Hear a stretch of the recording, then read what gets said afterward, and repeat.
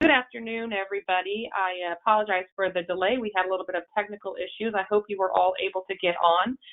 If you do at any time lose audio during the presentation, please call 415-655-0052. It's right there at the bottom of your screen. In addition, the access code would be 546-859-934. With that, I'm going to get us started. Good afternoon. My name is Amy Julian. I am the director for the Illinois Center for Specialized Professional Support. I am joined here today by Bevan Gibson, who is the director for the Southern Illinois Professional Development Center, and Sarah Goldammer, who is with us, and she is the training specialist at SIPDC as well, and Miley Sanganorti, I'm terrible at pronouncing her name, is with us as well for tech support. So you are well staffed today. Today we're going to be talking about support services at a distance for career navigators, and just a couple housekeeping items before we get started. Number one is all of you attendees are in listen-only mode. So you do have the opportunity to raise your hand if you would like to ask a question, and if your microphone's working, we're happy to unmute you and encourage your participation. Otherwise, if your microphone is not working or if you'd like to share, you have a question box there. And if you post that question, we'll be able to respond to that and kind of have a conversation dialogue that way. So with that, I'm going to go ahead and get us started. So one of the things, or the main thing that we're here to talk about today is support services for students. And why are support services at a distance so important, especially right now? So we are in everyone has always said or has continued to say that we are in uncharted waters, that we are in unprecedented times. And I think that is very important right here as well. So right here and right now and with assisting students, our students have been thrown into distance learning. This was one of those things that as we talk about the economy and they can't flip a switch and turn it back on, but for our students, it was like a light switch. We flipped a switch and then we were immediately pushed to online and to the virtual realm. And so our students have been really thrown into this. So we need to, as career navigators, be there to help them navigate this really unprecedented time. One of the other things that make it very important is that support services are an important mechanism for sustainability for distance education. So the content is important, and we have spent a lot of time talking about how to deliver content, but those support services are so vital to our students' success. Those support services are those things that are going to help them not only retain, but succeed and do well. So we want to be sure that our support services are in place to be able to support our students as we move into this new reality, this new normal of virtual learning for all students. The other point that's really important is students need support services to help them thrive during this time. And those are going to look different for different students, and you all know that. You know that we have to customize our needs, we have to customize what the student is looking for to who the student is, and then looking at how we can support their students. There's a lot of things that the government is doing to support students at this time. There's a lot of things that the colleges are doing to support our students, but every student is going to need some form of support to help them through this time, whether that be an arrangement for childcare, whether that be access to technology. What those services look like are unique to each student, but every student needs support services during this time. And the other thing that's really important, that's why your role is so critical as we look at moving into the virtual realm and being successful in distance learning, is the idea that learners are physically isolated. And so our challenge to you, or part of our challenge to you today, is to discuss how we can you all see my screen? Yes. How we can use virtual platforms such as Zoom and Remind or GoToMeeting or Google Hangout, or even that iPhone face-to-face chat, to be able to allow us to have some personal contact even though we are physically isolated, and to have that socialization, because socialization is very important to everyone, even those individuals sitting out there who thought that they really enjoyed having less people in their day-to-day activities, I'm sure are sitting there now saying, I would really like to have some day-to-day contact with individuals. So again, your role is critical. Your role is vital as a career navigator to support all of our students. So As we talk about that, let's talk about the role of the navigator. So one of the big things is you need to be a leader. As a career navigator, you need to be a leader. You need to stay connected to your students. You are that nice, beautifully positioned center cog. You are managing up to your administrators. You are leading them and helping them understand the needs of your students. What are those things that the program can do to support your students? And again, leading up, but at the same time, you're also leading your students, being that touch point for them, being connected to the students. So some of the things that we steal from business as great practice is that idea of having touch points with our students. How are we staying connected? And we're going to talk a little bit about that as we move forward, but what are those ways that we can stay connected and when, and how important is it to stay connected with which students? Some students you'll be able to stay connected with weekly, have a weekly check-in. Maybe it's a bi-weekly check-in. Other students are going to require kind of a day-to-day, hey, little nudge here and there, and that's where those tools of using the Remind app and using Zoom and using setting up possibly Microsoft Teams where you can set it up with your students and monitor your classrooms and send those little nudges out, those little, hey, I'm still thinking about you, how are you doing? Little touch points really depends on what your activity is with that student. One of the things that you also will need to be doing, and you've been doing this so well when the world was right side up, and now that it's upside down, we still need you to work closely with instructors and administrators. We still need you to be a part of that conversation in helping them meet the needs of their students. So as I said, the career navigator is really that essential cog that helps the whole gear move. We need you to assess students' needs. You are somebody who, again, is going to be in contact with them, is going to be communicating with them on a regular basis. So if there is an emotional need, we need to know about that. If there's a technology need, are they able to complete their coursework, or do they have a technology gap? Or possibly there's a physical need, or do they have food? Again, we're looking at the news, we're looking at the food lines, we're looking at some of the things that are happening across our country, and we in Illinois are not immune to that. There are several of us that are experiencing a lot of those basic needs that are being taken, that we take for granted, or we used to take for granted, that now we're struggling with. So as the career navigator, we really want you to think about how you can assess your students' needs, how are the best ways to communicate with your students so you get a good idea of what they do need to be successful, and then what resources can we put them in contact with so that they have that mechanism to be successful.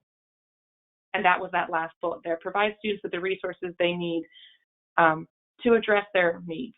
And so what we're looking at is how can you, again, be that center cog and saying, what can I do to help my students, and how do I connect them? How do I really connect them with all these other resources that are available? How do I connect them with the services that are available? How do I help them in completing forms? It is a whole brave new world out there.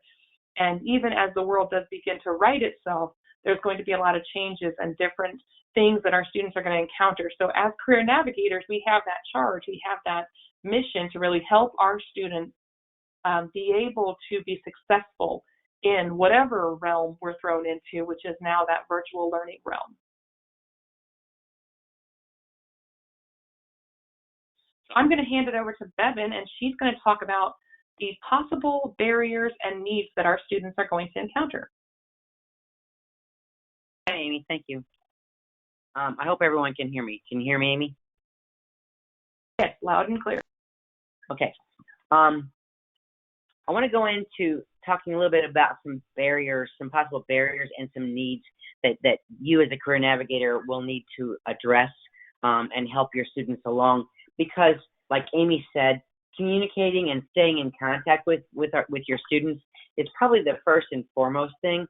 But in addition to that, they're going to have some additional support services that they need. Things are happening right now that are really difficult for the majority of us, much less our students. And so one of the things is access to technology. And I know that we have already run into in the state some programs that are in an area where internet access is not something that is really, prevalent. Amy gets her internet bounced off of a grain bin, she always says, because she lives in the country. And I think that a lot of our students may not have internet access. And the thing is that we talked with the administrators yesterday and told them that your websites need to have some specific information with a person that the students can call. If they don't have access to technology, it's going to be really difficult for them to actually access the technology for the website even. So there's a lot of students that may be out there just stuck out there and saying, how can I connect with these people? I don't have anyone's phone numbers. And hopefully you actually have some numbers or something that you can contact those students with. And if you have some students that are saying, I can't afford internet, I have it on my phone, other than that, I don't have it. But there are some free internet sites that you could actually give them some information for. And we actually put on the Transitions blog recently, we posted actually about a couple of weeks ago when this all started, we posted some information for you as navigators that included some information and websites for you to actually send your students to help them get some free internet sites. And basically, that's about the technology piece. The other thing you can do is if your school is actually has a lending library for computers. I know that here in O'Fallon, the junior high is actually checking Chromebooks out to all their students, but the high school did not do that. They didn't see the need to purchase all those Chromebooks, and so their students are kind of floundering, which may mean that we end up with a lot more students coming to our programs at some point in time. But if your school, check with your school to see if they actually have that capability. There may be some other things that are coming up. ICCB has a new grant coming out, and it's permissible for programs to actually purchase Chromebooks and things like that for your students. So check with your administrator and tell them if you have students that need that technology that don't have access to it, then they can actually possibly check one out if they get access to that grant. The other piece of this, another one is another concern, a barrier, is the health of the student or their dependent. And you need to check and see if your institution may have a COVID, does your community have a guidance for COVID-19 that needs to be told to your students that maybe they don't know about? Check with your community. See where those resources are. Check with the community health department, the public health department in your area. See what things that you can help your students with in terms of their health or health of one of their dependents. For physical and emotional support, do you have this in place? Are you taking into consideration needs of students with disabilities? Students with disabilities at this time actually may feel even more isolated, but some of them sometimes really shine when it comes time to do things online because a lot of them, depending upon their disability, are used to using technology. So if you have students with disabilities, check and make sure that they've got access to accommodations with a computer, if they use JAWS or whatever they use for that. So it's something to research and actually look into helping. There's a lot of things that you as career navigators can do to support these students as they're trying to navigate their way through this online course. So physical and emotional support, that's the other piece. You're also needing to check and see if there's health resources in your area. Loss of employment. We talked about this yesterday on the administrators meeting, and you can refer them to IDES. I will caution you that in the administrators meeting yesterday, it was expressed that we have some students who are having a difficult time navigating the unemployment website because there's not a person there either. So you're told to go to the unemployment website. And what I reached out to IDES, my contacts there, and I said, we're having students with low basic skills who are having a difficult time navigating the IDES unemployment website. And I said, do you have any tutorials or any resources that would help? And they said, well, our tutorials have not been updated recently. And I said, well, that's helpful.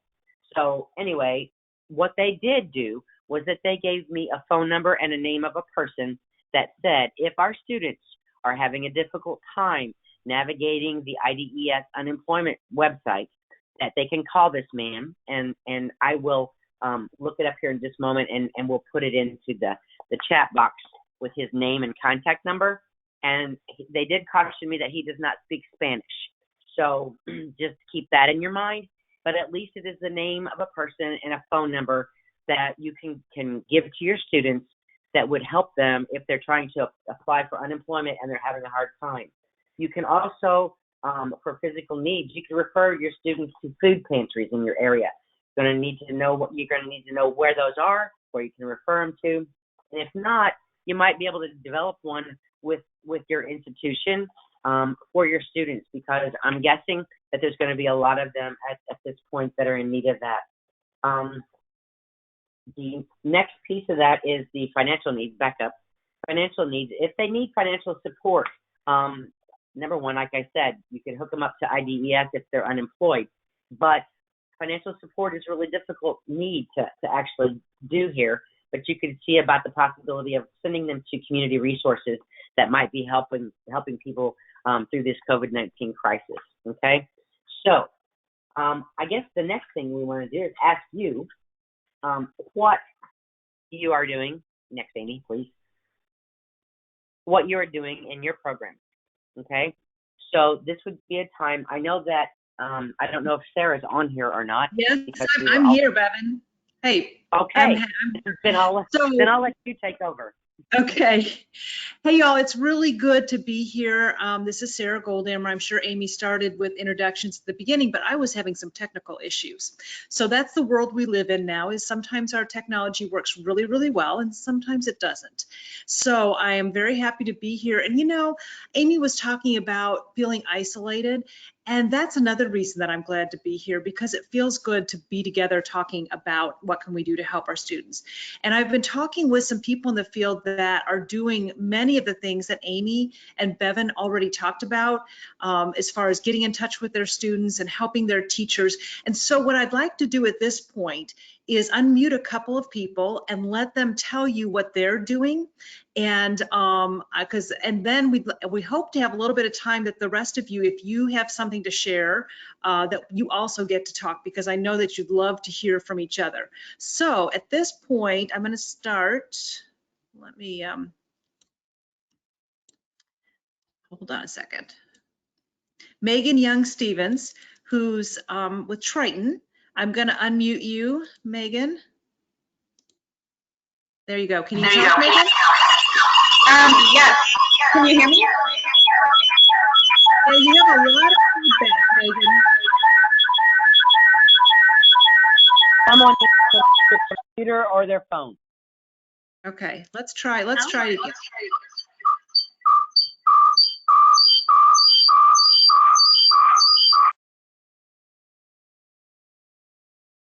Okay, can you hear me now? Yes, that's better. Go ahead, Megan. Okay. Sorry, it was on my computer before, but giving me trouble. Sorry about that. Hi, everybody. Thanks for giving us an opportunity to talk a little bit.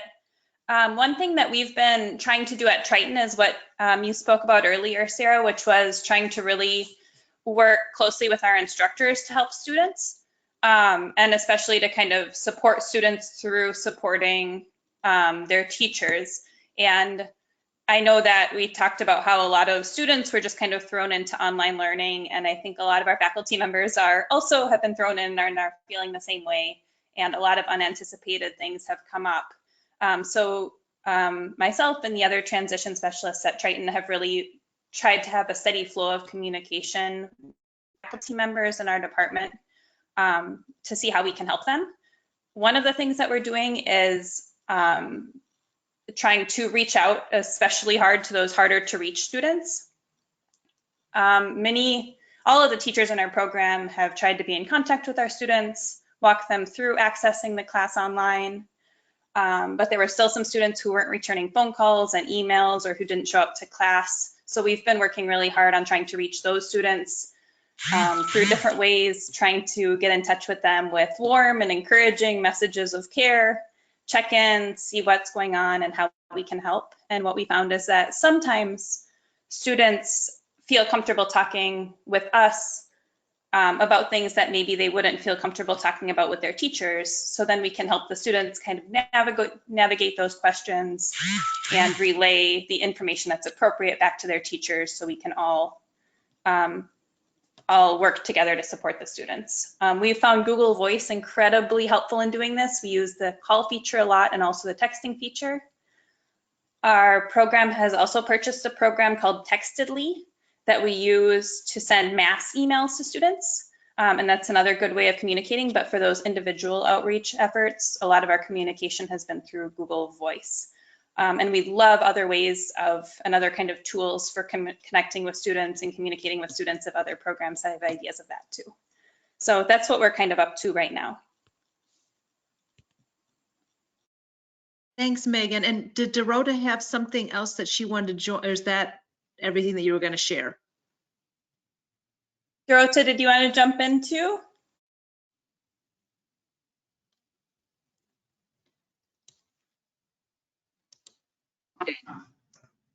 Okay, I muted you. You can speak or not. It's your choice. Okay, she says sure. I can speak. Hi. Good afternoon, everybody. I just wanted to share a little bit of what we are looking to do.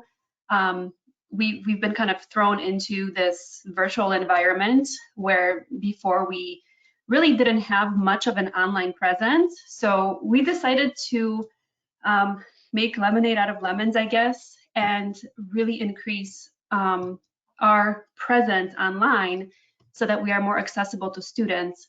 So we're working with our marketing department to create a Facebook page for adult education at Triton College.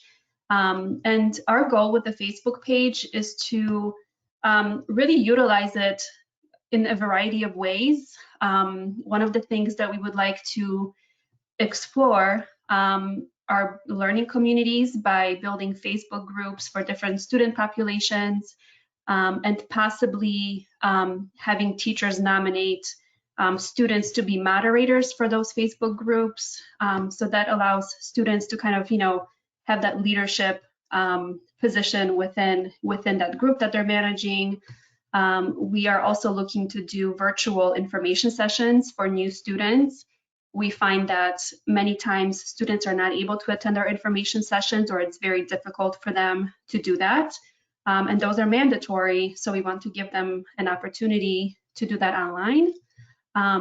We would like to do Q&A sessions, maybe via Facebook Live, posting short samples of our classes. So, maybe a video that's 3 to 5 minutes long, just kind of showing a quick lesson of what a student might expect to see in a GED class or in an ESL class. And, this is going to be a departmental effort. We want to make sure that the page is very well staffed, so we're responsive to messages and comments. So it'll take a little bit of coordinating with the faculty and also with the departmental staff. So that's kind of what we're taking away from this experience, and we really want to utilize this opportunity to be more present online for students. Thank you very much to both of you for sharing. I do want to put a little plug in before we go on to Meg Dozek from Moraine Valley, that the Triton Career Navigators have been very active in the Career Navigator professional pathway. And Megan is even at the point that she is ready to take on a mentee. So if you're a newer Career Navigator and you've been thrown in at this really unopportune time to be new, just reach out at the end. I'll put my contact information and reach out, and I will link you up with Megan because she's looking for a mentee. So I will also mention that I'm going to share a bunch of resources after we have some people from the field talk. So some of the online training that gives you some information about some of these different tools to use to reach your students, I'm going to show that to you in a little bit. So if you're interested in that, just kind of letting you know that that's coming up. So thank you for the Triton. They only had 2 of the Triton trio talk to us today, but they're doing a good job of trying to stay in touch with their students, supporting their teachers, which I really appreciate. Now I'm going to unmute Meg Dozak. Go ahead, Meg. Hi, Sarah. Hi, everyone. Can you hear me all right? You sound good. Okay. All right. So During this time, we at Marine Valley really feel that constant communication is essential. We are having daily communication between our Assistant Dean, Dr. Nina Shulman-Dajani, all of our coordinators, with our support staff, and with our instructors. Just like at Triton, at Marine Valley, we're also trying to support our students through supporting our instructors. Carmela Ochoa, the coordinator of HSE, and myself, we're holding class-level Zoom meetings with all of our HSE and ESL instructors. Through these Zoom meetings, the instructors can share with everybody else all the various ways that they're continuing to support their students. So that's one of the ways we're going about supporting our instructors. In addition, the support staff, which is made up of Hortensia, Jennifer, Sarah, and Elizabeth, they have done just a fantastic job of keeping in touch with our students. They have a set schedule Monday through Friday, and they monitor all of the phone calls that are coming into our office on the main campus. They retrieve the calls. They use Google Voice to reply to all of the students who leave a voice message at the office. And then they track every student who calls on a spreadsheet, so we know who is interested in upcoming classes. In addition, Christian Torres, our transition specialist, is also using the text message feature in Google Voice to reach out to all the students who will be transitioning. In addition, Lauren Zajac, our educational specialist, set up a webinar series for our ESL and HSE instructors so they can learn more about various technology to continue to engage and connect with their students. We wanted to provide a platform for our instructors who are more technologically inclined to support their peers, the other teachers. So far, we've had 4 webinars, and they've all been really good. Our topics have been Canvas tools and Panopto videos, Zoom meetings, assigning virtual transition activities, and reflecting on the pandemic and being prepared for the future, whatever that might be. Another webinar tomorrow is on critical friends, and then we're planning for more webinars to be held in the future. And finally, today I just want to talk about one of our department secretaries, Janet Alexi. She thought of this great idea to celebrate our students. So we are asking our instructors to share success stories about their students and their online teaching. We will be sharing these, quote, feel-good stories on all of our social media pages. So this is just like one example of us celebrating the successes and not just focusing on the challenges during this difficult time. So that's all I have, but I hope that was helpful. Thanks, Meg. I really appreciate you sharing all the different things that you're doing. And I did ask Meg when we talked earlier this week if she would be willing to share some of what's been created, some of the online tutorials and so forth, and she said yes. So that is a possibility. If I could. Yes, and Sarah, I have to give a shout out to Lauren Zajac. That's our education specialist. She is our technology guru. So she is wearing many hats and doing teaching in addition to everything else. So she is the one, Sarah, that has been working on getting you all of these webinars. Okay, thank you very much. No problem. So I'd like to circle back if I could before we go on to the next program. Someone asked to the Triton group, what will you use to create the virtual information session? Dorota, can I unmute you and maybe you can answer that question? Sure. We're still kind of exploring the different options. We might move to having virtual information sessions on Zoom just because we have the ability to share our screen. Our information sessions are very informative, so we usually have a PowerPoint presentation and some handouts. So I think we might move towards Zoom, but we certainly want to do some things on Facebook Live as well.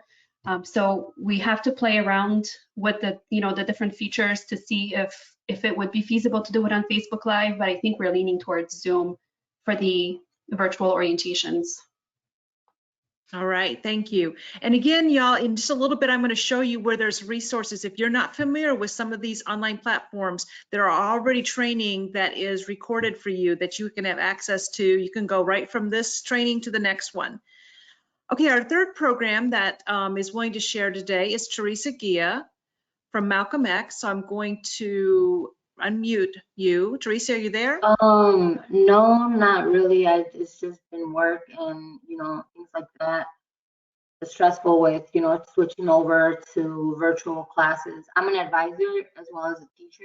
So I've had to do a lot of transitioning students from in classroom to virtual, things like that. But just more time on the computer, reading, creating, and analyzing data, sending reports, so things like that, but not necessarily like stress. I'm blessed that I'm still able to work from home, so bills are still getting paid, nothing stressful like that. I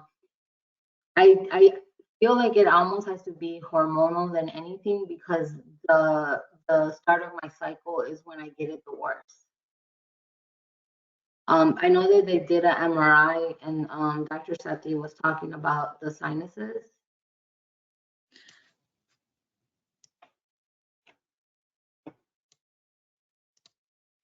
Okay, well, why don't we have one more person who says that they are able to share with us, and that's Vivian Greene. Vivian, what do you have to share with us?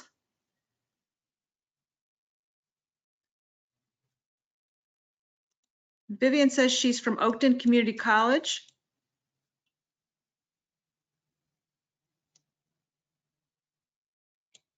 All right. Is there anybody else who is excited about something that they're sharing, a best practice or something that would like to share before we move on? And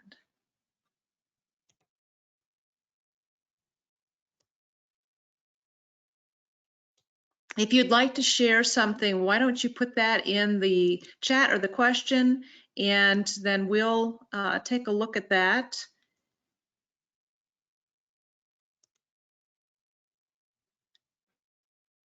Yeah, Vivian, we weren't able to hear you. So let me go through a couple of the resources that we have, and then if we have time at the end, we can circle back and y'all can think about if there's something else that you want to share. So let's move on and talk a little bit about how we can support you. If we can get the next slide. Okay, some different things that are available for you. There's on the Excellence website, there's a discussion board, and I'm going to show you that in just a minute. The Transitions blog, both the Excellence website, actually all three of these resources, I hope that you already have them bookmarked on your computer, the Excellence in Adult Ed website, the Transitions blog, and the Icaps website. And if you don't, now's a really good time to bookmark them and go to them often, because they're, as everything is happening so quickly, every day there's something new there for you. So let's go to the next slide and I'll show you what the discussion board on the Excellence website looks like. So this is what the Excellence website looks like, and then we have a new tab that we've added in the last few weeks. It's new distance learning resources, and that's on the front page. If you click there where it says learn more, that'll take you to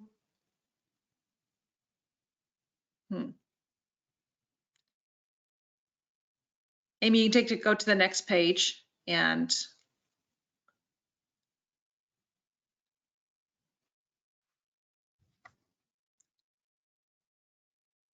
okay, here we go. So whenever you click there, this is what will come up. So you'll see a bunch of different things, and I put a big arrow there for you to the adult education discussion boards. There's a section for career navigators. There's also a section for teachers. So let's go back one, because there's a lot of good information. I want to go, there we go. So I also want to tell you that first item under the red new distance learning resources is webinars. There are a bunch of webinars that are there for you. And that's where, if you want to find out about using Remind or Google Voice, if you want to know how to set up a Zoom meeting or classroom, or to be able to connect with your students and go through some different topics with them, that's where you can get started. We've also set up a mentoring program this is a little different than the mentoring program I mentioned before, a mentoring program for teachers to help them with technology. So if you want to be a part of that, you certainly can be, if you either want to mentor somebody else or if you want to get a mentor. And this is more specifically geared to technology and making sure that you have the technology skills that you need in order to be connected with your students. As I mentioned before, if you want a mentor for being a new career if you're a new career navigator, then that's the thing I told you about before that Megan is starting to do.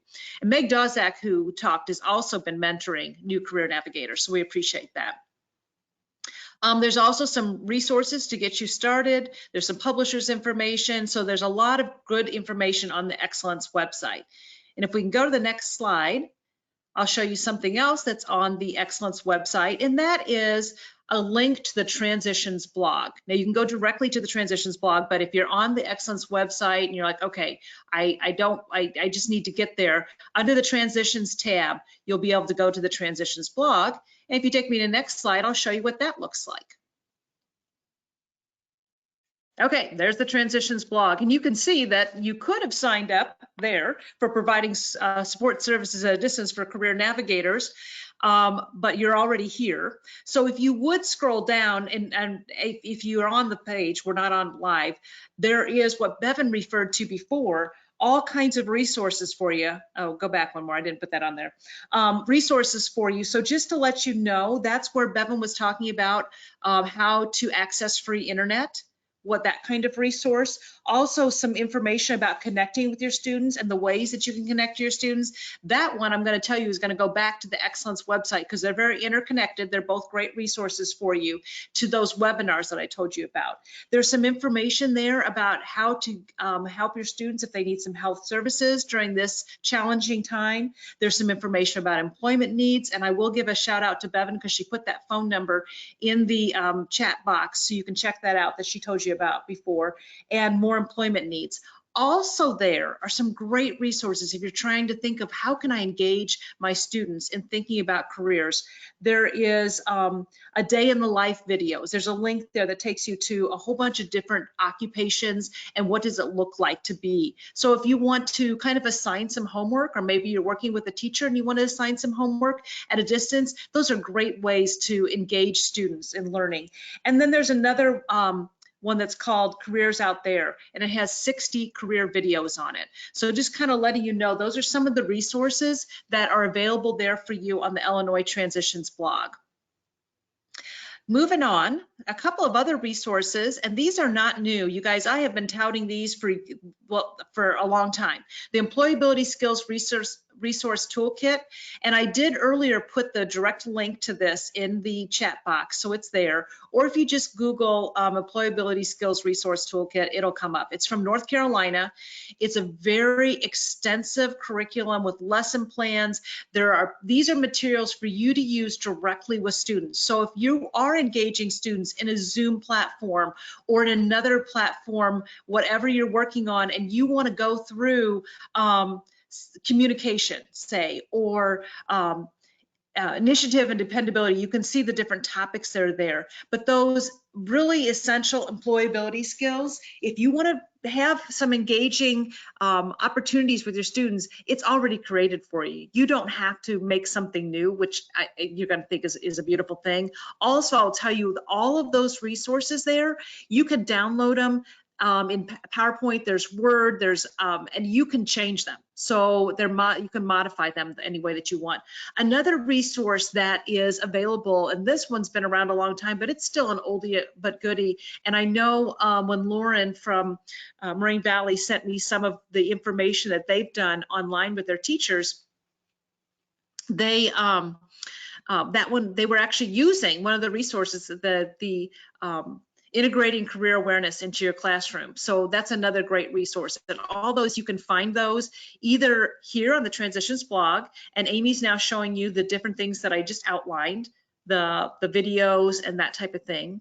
Or another great resource for you is the Icaps website. And again, if you're a career navigator or you're helping students, if you can go to the next slide and show them, yeah, there you go. Definitely needs to be bookmarked, because a lot of the resources that we're talking about are there as well. Things that can help you to be able to, once you reach out to your student, what kinds of materials do you have to engage them? And that's there on the Icaps website.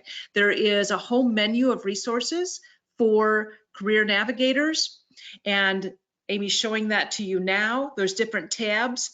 I will tell you, as you all have kind of related that, oh, you know, we need to have more of a presence, I'm realizing that maybe we'll have a new tab here that's ways to engage your students from a distance.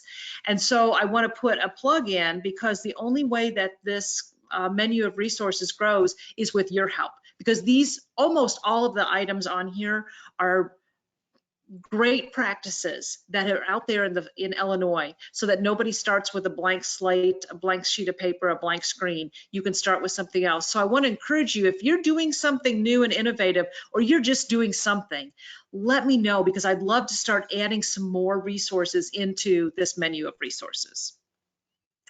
All right. What questions do you have for us at this point? Or if there's anybody else who wants to share something that they're doing, we have a few more minutes and we could take some questions, and we also can find out what people are doing. There's some people that have listed some things that they are doing. Wabanzi says that they are drafting a website for adult ed advisors. And then Swick says that they have been focusing on the need of teachers and administrators, so that they will have to support the support they need to be able to serve the students. And Christina Lopez at Harper says they're connecting with students through various platforms, call, email, Zoom, WebEx, etc. And the instructors have been able to identify students who have not accessed Blackboard, and they've been calling and emailing those students to remind them to continue to connect with their instructors. They're also tracking students that they're reaching out to, and Harper has a Chromebook lending program and an emergency funds of $500. However, they said these were limited, and of course they ran out quickly, but at least they had some emergency funds. You know, also, thank you for sharing those things. And also, emergency funds, the good news is some of that is starting to be replenished with new grants, with new, Bevan told about one earlier, that's a possibility. But there's some emergency funds in communities as well. So you might want to look and see what other possibilities you have from community resources that are out there. All right, let's give just a minute to see if we have any other questions.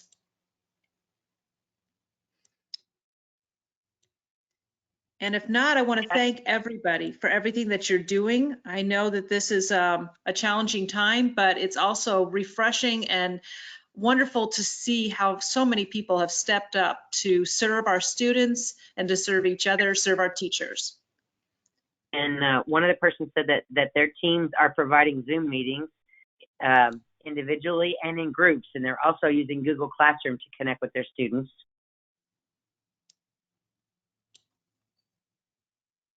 And then Sarah, a resource that sometimes we don't think about, but I know has been very active right now, is the local Chamber of Commerce. So they're in our area, because I'm confined to my area now, they're sending out weekly emails talking about what support services are available in the community, and they're really trying to position themselves as that hub for helping all these different entities, whether it be educational entities or business entities, get the resources they need and have those resources to provide to our students. So if you are not in contact with your local Chamber of Commerce, you might want to consider that, because they are really stepping up in a lot of areas. Great idea, Amy. And I just want to mention one other, Kathy Lee just shared that their teams are providing Zoom meetings individually and in groups and using Google Classrooms. And Kathy is not at a college, so if you're sitting out there, she's with the school district, so it's all good to know that there are resources in any of the different areas. I know some resources are more than others, but I would definitely, this is a great time to see what other partners you have in the community. So Teresa, who wasn't able to share before, just shared that she recorded videos on Zoom and posted a live page on Facebook in different languages and showed how to access our online tools. So that's great, Teresa, because even if students maybe are not familiar with some of the other tools, a lot of students are on Facebook. And so that's one way you can teach through Facebook. It's a great tool. All right. I'm not seeing any other questions at this point. So we thank you very much for joining us today. And I think I mentioned before that we'd put some contact information up. The Southern Illinois Professional Development Center, part of the Professional Development Network for Adult Education, and ICSPS, the Illinois Center for Specialized Professional Support. We thank you for joining us today. There's some contact. If you had questions about something, or if you want Megan to be your mentor, you can contact me. I'm the last one on the bottom. That's Sarah, and I'll get you in touch. Sarah, Vivian asked about will they be able to get the PowerPoint? Yes, so we will have this on the Icaps website with all of the other Transitions Academy webinars. And again, if you're having trouble finding that, Amy seems like she's having fun. She's learned how to draw on the screen, and we appreciate that. Yes, the tools are fun, aren't they?